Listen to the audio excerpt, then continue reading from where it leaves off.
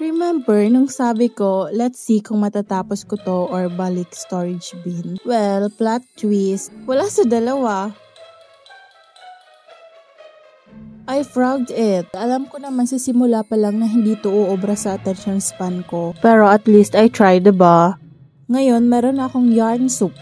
Oo, yarn soup. Yung tipong mapapatanong ka, Ma, anong ulam? Ayan o, yarn soup. Cheese. Masarap sa mata, oo.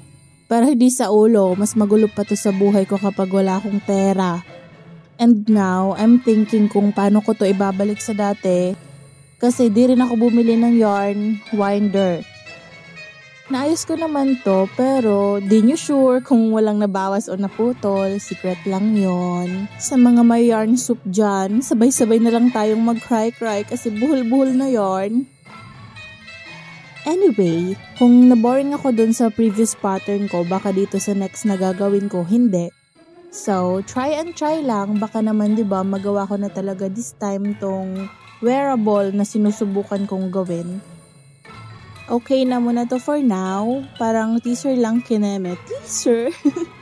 So, see you again on the next one. At talagang goal ko na maipakita ko na sa inyo ang finished product sa next video. Bye!